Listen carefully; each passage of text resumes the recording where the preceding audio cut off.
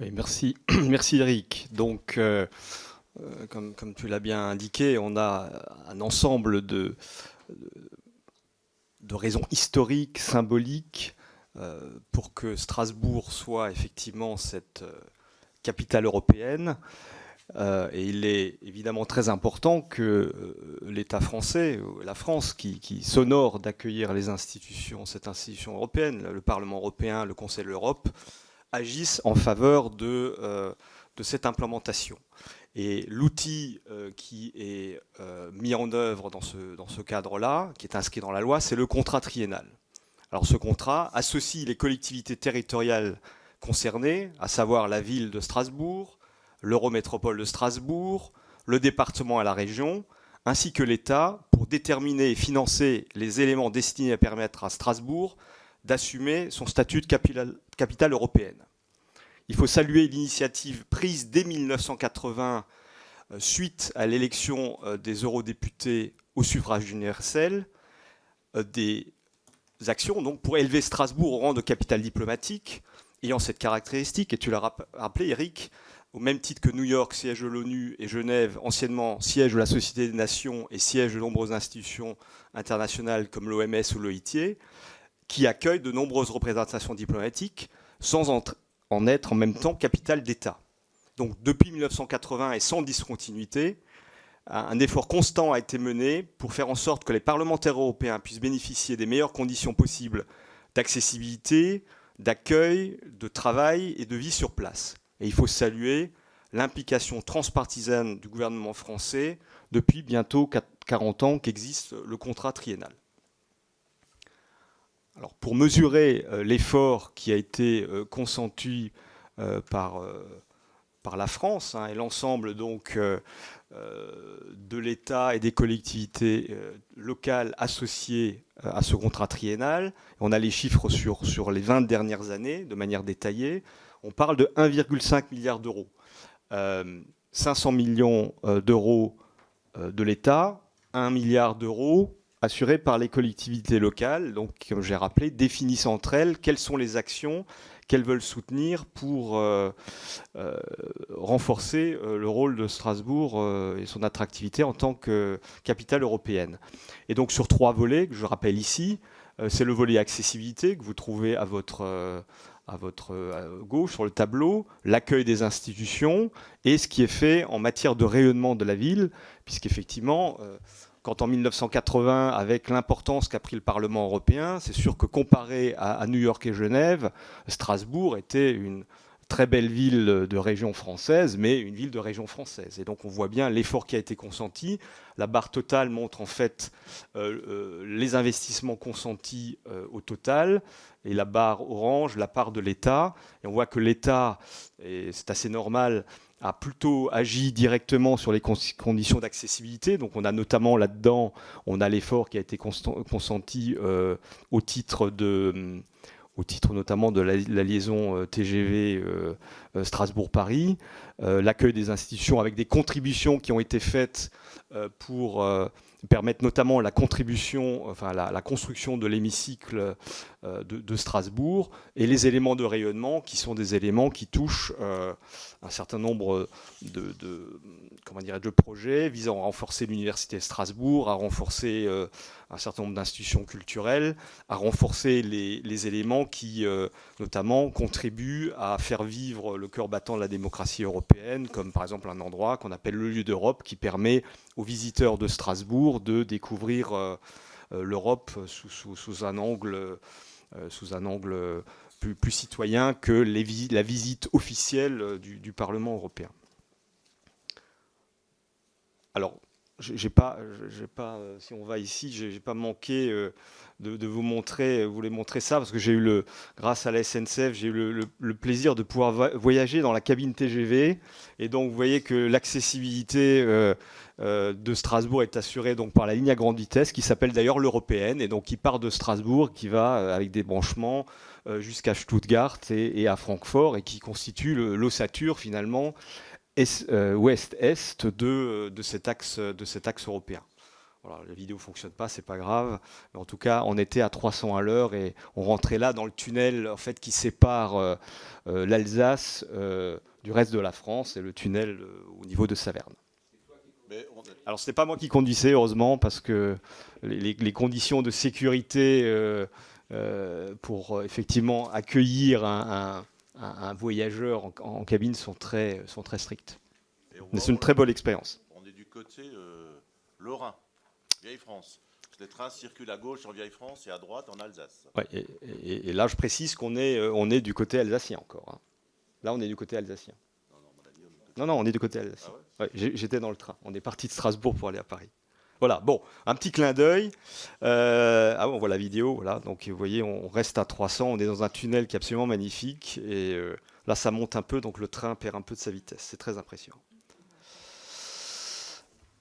Donc l'accessibilité est effectivement un élément très important. Je ne vais pas rentrer dans le détail, vous avez tous les éléments dans le rapport, mais on voit qu'il y a un certain nombre d'éléments qui sont pris en compte, qui touchent à l'aéroport de Strasbourg, aux liaisons dans Strasbourg et effectivement les liaisons également routières, tout un ensemble d'éléments qui ont été faits et on a quand même investi collectivement près de 745 millions d'euros pendant cette période. Alors, évidemment, tout n'est pas parfait la presse se fait régulièrement l'écho de difficultés qu'il pouvait y avoir à Strasbourg. On a ces reportages qui passent, qui montrent finalement toutes les difficultés, enfin réelles ou perçues, que peuvent rencontrer les eurodéputés dans leur déplacement d'un lieu de travail à l'autre. Alors, ce qu'on a cherché à faire dans notre travail, c'était vraiment d'être capable de distinguer les problèmes réels rencontrés de la perception de ces problèmes. Donc, au travers des auditions qu'on a menées, mais aussi au travers d'un questionnaire que nous avons diffusé directement auprès des eurodéputés. Donc, on a touché comme ça le Parlement européen et aussi les personnes du Conseil de l'Europe, de manière à pouvoir établir un diagnostic basé sur des faits et non pas des préjugés ou des perceptions.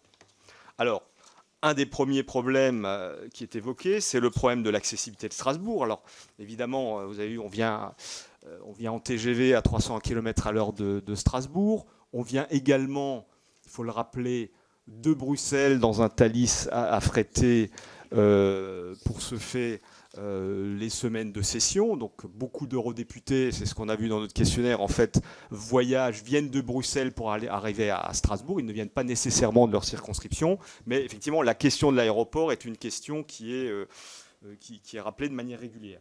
Alors, Thalys, c'est 4 heures. Donc en direct, ce Thalys en fait contourne la région parisienne, s'arrête à Roissy-Charles de Gaulle et donc permet. C'est un Thalys qui est affrété. Voilà. Donc c'est-à-dire on est porte à porte, centre-ville à centre-ville, hein, puisque on part de Bruxelles centre, on arrive à Strasbourg centre. Donc reste quand même la question de l'aéroport. Donc il faut effectivement, c'est un aéroport en fait qui paradoxalement a perdu des passagers lorsque la ligne TGV a été ouverte, hein, puisqu'une très grande partie du trafic était un trafic assuré par Air France entre Strasbourg et Paris. Et donc alors depuis, il y a une lente reconstruction de l'attractivité de l'aéroport de Strasbourg qui est favorisée par deux éléments qui sont financé par le contrat triennal, c'est de donner à l'aéroport les mêmes conditions de concurrence que des aéroports proches que sont Bâle-Mulhouse, qui a un statut franco-suisse international, et l'aéroport de Baden-Baden, qui là aussi bénéficie de subventions particulières. Donc l'idée, c'est de mettre l'aéroport de Strasbourg au même niveau que les autres aéroports concurrents pour être dans un système de concurrence loyale.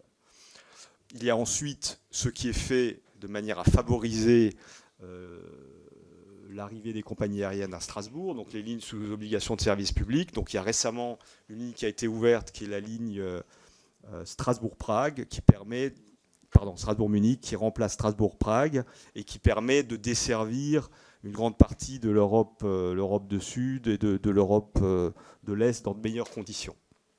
Il y a également, au contrat triennal, il y a une amélioration, un investissement important en faveur de la rénovation du pavillon d'honneur de l'aéroport. Donc un certain nombre d'investissements pour rendre cet aéroport à la fois mieux desservi et à la fois plus conforme au rôle qui est d'accueillir effectivement nos hôtes. Le deuxième point, c'est l'hôtellerie et la restauration. Alors bon, tout le monde, je pense Eric l'a bien rappelé, si Strasbourg est une des villes les mieux classées, c'est aussi par la qualité de son hôtellerie et de sa restauration. L'offre s'est beaucoup développée en termes d'hôtellerie. Il y a un grand nombre aujourd'hui de chambres d'hôtel qui a été créé. Alors il y a par contre des difficultés par rapport à comment réserver de manière plus facile, comment être mieux informé sur ce qui est possible. Il y a l'idée qui est aujourd'hui travaillée, qui est de créer une centrale de réservation de manière à mutualiser les achats. Ça n'existe pas aujourd'hui. Je pense que c'est quelque chose définitivement qu'il faut que nous encouragions. Enfin, les conditions de travail. Il y a une action très positive qui est en cours, qui est le doublement de la taille des bureaux. Il faut savoir qu'actuellement au Parlement européen à Strasbourg, les eurodéputés ne disposent que d'un module de bureau. Ils vont à la rentrée, donc pour les nouveaux eurodéputés, ils vont disposer d'un deuxième. Nous attirons l'attention du fait que, évidemment, cette augmentation de places peut avoir des impacts sur la disponibilité des salles de réunion, notamment utilisées pour les trilogues. Et donc, il y a également à réfléchir à des mutualisations de moyens par rapport avec le Conseil de l'Europe, qui peut travailler avec le Parlement européen pour mettre à disposition ces locaux. Et aussi, il y a des réflexions à Strasbourg, et c'est inscrit aussi au contrat triennal, d'augmenter la surface des bureaux, des locaux disponibles à Strasbourg. Donc il y a un ensemble de choses qui sont réalisées pour permettre donc vraiment de répondre aux préoccupations et aux besoins des eurodéputés, de leurs équipes et des fonctionnaires européens. Alors, donc l'effort, bon, on l'a souligné, c'est un effort continu depuis 40 ans. Il continue avec le contrat triennal 2018-2020, avec, vous voyez ici, les grands axes. Donc c'est toujours autour de la capitale de la démocratie, des droits de l'homme, l'accessibilité dont on a parlé, le rayonnement culturel, et puis le campus européen. L'université de Strasbourg est une université très réputée, qui se développe de manière très forte. Et tous ces éléments contribuent, en fait, n'ont pas nécessairement toujours un effet direct sur, je dirais, les conditions de travail, l'accessibilité, mais contribuent à développer la ville de Strasbourg et donc à créer cet effet de masse critique qui est nécessaire, effectivement, pour attirer de nouvelles compagnies aériennes, pour attirer de nouvelles entreprises et pour permettre, effectivement, à la ville de jouer pleinement son rôle. Alors, le contrat triennal, donc on l'a vu, c'est un outil absolument essentiel, inscrit dans la loi. Nous sommes dans une optique d'amélioration continue, donc en échangeant avec les uns et les autres sur ce qu'il était possible de faire pour encore améliorer ce fonctionnement. Je pense que le premier point, c'est qu'il faut associer de manière plus complète les utilisateurs, qui sont au premier chef les institutions internationales, le Parlement européen, le Conseil de l'Europe au premier chef, de manière à vraiment travailler dans la plus grande synergie possible, répondre aux besoins. Donc nous saluons le travail qui est fait par la task force qui travaille sur Strasbourg. Nous saluons la création d'un groupe de contact qui associe maintenant au plus haut niveau les responsables du Parlement européen et les responsables des collectivités locales pour travailler sur les éléments prospectifs de renforcement de l'attractivité de Strasbourg, mais nous encourageons à ce que ce soit fait de manière plus systématique, organisée, construite, et en privilégiant les investissements structurants. Donc je pense que nous sommes dans un temps où les contribuables européens, les contribuables français sont effectivement attachés à ce que les moyens mis en œuvre soient les plus pertinents possibles. Donc regardons bien ce qu'on fait, évaluons, anticipons mieux et évaluons les résultats de manière à pouvoir toujours mieux accueillir nos hôtes européens à Strasbourg.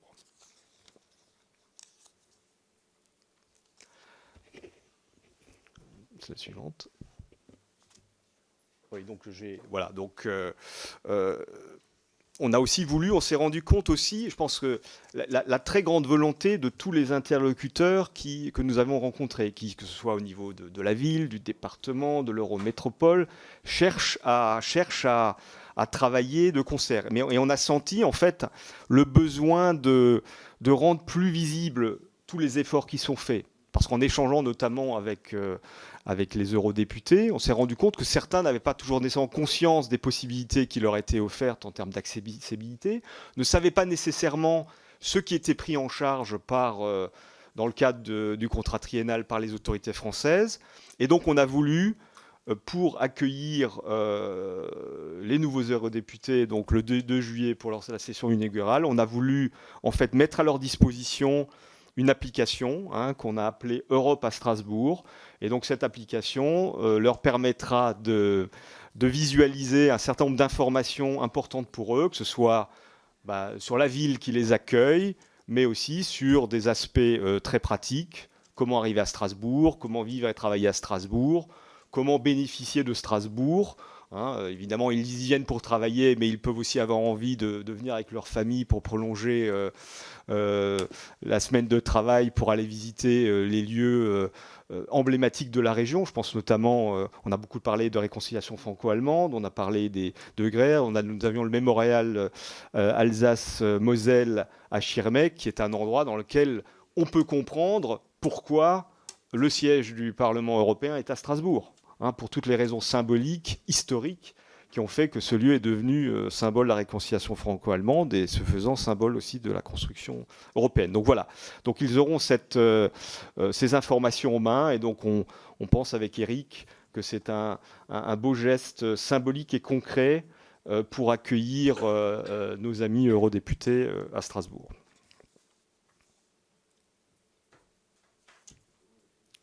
Et donc on aura examiné donc la proposition de résolution européenne. Et donc je pense que au-delà donc de ces preuves d'amour que nous donnons, continuons par effectivement les preuves symboliques et politiques. Donc notre proposition de résolution affirme de manière politique, au travers de la représentation nationale, l'Assemblée nationale, le caractère central du siège du Parlement européen de Strasbourg, et encourage les autorités françaises, le gouvernement, à œuvrer pour renforcer le travail parlementaire qui est réalisé au siège du Parlement européen. Et nous verrons ça dans le détail de la résolution. Et donc, on va en discuter ensuite. Et avant de conclure cette première étape, et évidemment, cher Éric, ce sont nos remerciements à tous les deux. D'abord, remercier la présidente de la Commission des Affaires européennes et son bureau d'avoir voulu se saisir de cette question cruciale, et à nos collègues d'avoir bien voulu nous confier cette responsabilité, à Éric et moi-même. L'administration du Parlement européen, en particulier M. Charles Bourriot, notre administrateur, qui nous a accompagnés pendant ces longues semaines de travail approfondi. Les équipes parlementaires d'Éric et moi-même, donc il y a 2 personnes dans la salle, Annabelle et Solène. Enfin, toutes les personnes que nous avons auditionnées et sollicitées dans nos travaux à Paris, Bruxelles et Strasbourg. Bien entendu, tous ceux et celles qui œuvrent tous les jours, de tous les bords politiques, de toutes les professions, qui agissent au quotidien pour l'attractivité de SAGE européen. Et voilà, évidemment, je voulais remercier Éric, mon co-rapporteur, qui m'a, alors je ne sais pas si c'est le terme, supporté ou soutenu pendant ces quelques mois de travail. Donc ça a été un plaisir. Et donc je voulais dire, voilà, ça a été pour nous finalement un grand plaisir de travailler ensemble et pour manifester cette fierté et l'honneur de la France d'être l'hôte des institutions européennes, au premier rang desquelles le Conseil d'Europe et le Parlement européen. Je vous remercie. Merci beaucoup à nos 2 rapporteurs. Ah oui, pardon.